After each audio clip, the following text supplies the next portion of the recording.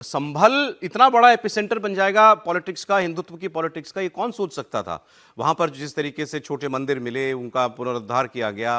ये जो आप क्लैश की तस्वीरें देख रहे हैं, क्लैश क्यों कहूं मैं इसको, ये तो पत्थरबाजी थी एक तरफा पुलिस के साथ। वो जो हुआ था वहां पर नवंबर में जो हुआ था, जब मस्जिद के अंदर सर्वे कराया गया था, उसके बाद अब एक खबर उसमें यह है कि योगी आदित्यनाथ ने 1978 का जो बहुत भीषण वहाँ एक नरसंहार, उसको उनके शब्द में नरसंहार हुआ था, उसमें लगभग 200 हिंदू मारे गए थे एक तरफा।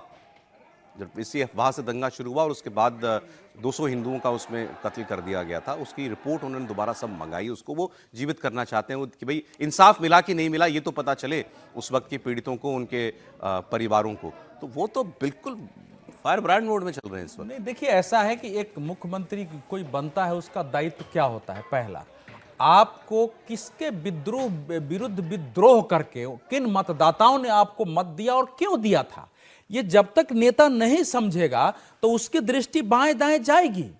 इस समय बीजेपी चुनाव हारती है, जीतती है, थोड़ा बहुत बाएं दाएं होता था, लेकिन इस समय जो मैं देख रहा हूं 2014 के बाद से कम 2018 से वो दृष्टि बिल्कुल साफ दिखाई दे रही है भारतीय जनता पार्टी की। देखिए, जो 1978 का जो दंगा था, 1978 के दंगे में वहाँ मंजर अली नाम के एक बड़े नेता थे और जिनको कहीं अपॉइंटमेंट में प्रॉब्लम हुई थी और बिल्कुल एक पक्षीय दंगे थे। और उसके जो उस समय के भागे हुए लोग, उस समय अरबपति हिंदू जिसके कि मील थे उस समय के हिसाब से, देखिए आज पता नहीं वो खरबपति भी हो सकते थे। वो सारे लोगों को छोड़ करके वहां से भागना पड़ा है और साधारण स्थिति थी।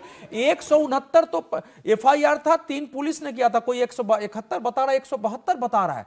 उसमें कोई मतलब फैसला नहीं हुआ न्यायालय में, कोई किसी को कोई सजा नहीं हुई है, सब बरी हो गए। और मतलब कुछ हजार हिंदू छोड़ के चले गए, मंदिर पर कब्जे हो गए, कूपों पर कब्जे। आज न कुएं, मान लीजिए ठीक है कि कुआं हम और आप नहीं उपयोग करते हैं, लेकिन 78-80 में तो हम लोगों के गांव में पानी का मुख्य स्रोत ही कूप होते थे। और आज भी मंदिरों में पूजा के लिए जो विधान होता है, उसमें किसी मंदिर में जाते थे वो कुएं का पानी आज भी लोग लेते ही है।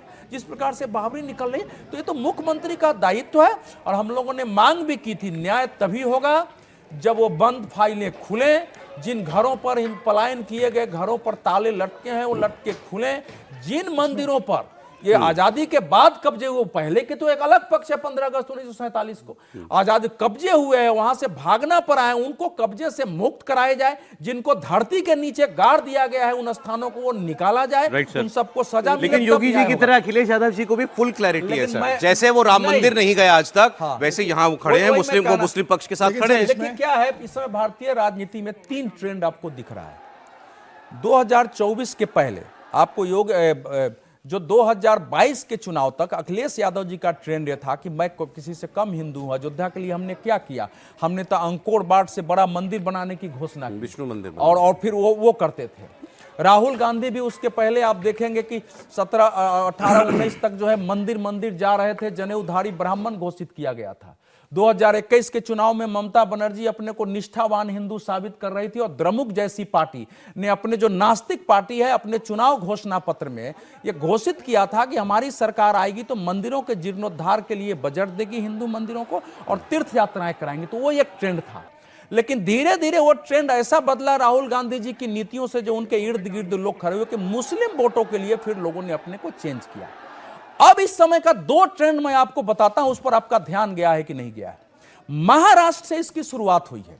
महाराष्ट्र में जिस ढंग से सुप्रिया सुले ने, उद्धव ठाकरे ने और संजय राउत ने देवेंद्र फडणवीस की प्रशंसा की, और देवेंद्र फडणवीस की पहली बार योगी आदित्यनाथ के बाद भारत में एक शुद्ध भाजपाई संघीय हिंदुत्ववादी नेता की छवि उभरी है। उन्होंने खुलेआम वोट जिहाद के विरुद्ध वोट के धर्म युद्ध का आह्वान किया और हमला किया था, जानते हुए कि उनकी नीतियां क्या है। अगर वो प्रशंसा हो रही है तो क्या यह भारतीय राजनीति में बदलता हुआ ट्रेंड है? दूसरा, अरविंद केजरीवाल इस समय एक हिंदू नेता की छवि बनाने में पूरी तरह लगे हुए हैं। सनातन सेवा समिति उन्होंने गठित कर दिया है, मंदिरों के ग्रंथियों के पुजारियों को वेतन दे रहे हैं, तीर्थ यात्राओं पर जोर लगा दिया है कि ज्यादा से ज्यादा तीर्थ यात्रा कराओ, और इमामों को मैं वेतन नहीं दे रहा हूं, ये उनके कार्यकर्ता जगह जगह मोहल्ले में जाके बता रहे हैं कि इमाम को थोड़े हम वेतन दे रहे हैं। उनको तो घोषणा कर दिया, हमको तो मंदिरों को देना है। और जेल से निकलने के बाद वो वंदे मातरम भारत माता की जय कहते हैं।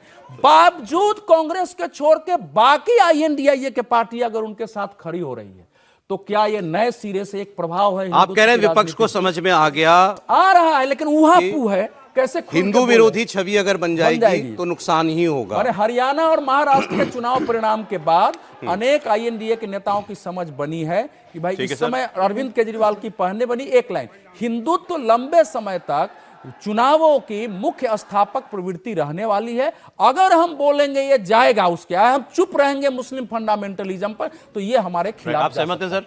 देखिए 1978 संबल दंगे की योगी आदित्यनाथ फिर से फाइल खोलने वाले हैं। लेकिन 78 में तो जनता दल की सरकार थी, अटल बिहारी मंत्री केंद्र में मंत्री थे, उत्तर प्रदेश में भी जनता दल की सरकार थी।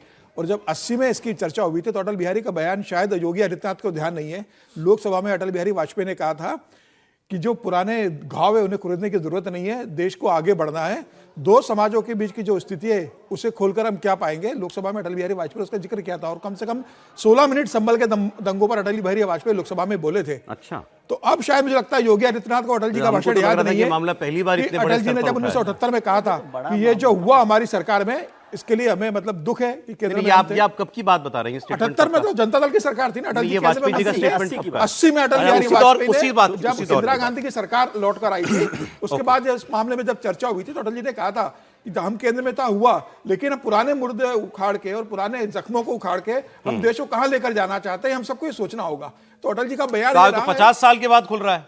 40 साल 50 साल नहीं देखिए उस समय का मैं जरा इस पर, उस समय अटल क्या जी ने था 80 में कि कहा, संघ अकेले प्रमुख ने अभी 2024 में कहा है, किसको याद है? विजय जी एक सब- नहीं, उस समय जनसंघ एक पार्ट जरूर थी, लेकिन पार्टी की सरकार, मुख्यमंत्री का दायित्व, अगर और वाजपेयी सरकार जी की रिपोर्ट, सर, अगर उस वक्त दंगे के तो 2 ही साल, वाजपेयी जी तो गांधीवादी समाजवाद, सुनिए उस समय बीजेपी की स्थापना हुई थी। वाजपेयी जी को ही जो नहीं, खारिज सुनिए कर ना, रहे हैं। उस समय जो बीजेपी की स्थापना हुई थी तो उसका मुख्य नारा था गांधीवादी समाजवाद, और उसी को तो पलटा गया 1984 के बाद। सर संगीत है कि नहीं थे? नहीं संगीत है, बस क्लियर हो लेकिन गया, उनका इतना ही पूरा बात चाहिए। स्टेटमेंट नहीं मालूम मुझे कि एक रिपोर्ट क्या आती है आप सरकार इस पर की। कमेंट से ब्रेक लेना फिर मुझे। नहीं, मैं कह रहा हूँ आपने काट दिया। उस समय बीजेपी की स्थापना हुई थी और पार्टी में एकात्म मानववाद की जगह गांधीवादी समाजवाद आया था, संगठन परिवार में विरोध था। 84 की पराजय के बाद अटल वाजपेयी जी का हटना तब का पड़ा। स्टेटमेंट आज रेलेवेंट नहीं है, ये तो कह लूं। हटना पड़ा था। उस समय बीजेपी एक जनता अब पार्टी बोलिए, से निकली थी दूसरी मैं स्थिति। कह रहा हूँ कि ये तर्क अगर चलता है 1980 का वाजपेयी जी का तर्क, वैसे तो वाजपेयी जी को मेरे ख्याल से कोई खारिज नहीं कर सकता भारतीय जनता पार्टी, जनसंघ या स्वयं सेवक के तौर पर।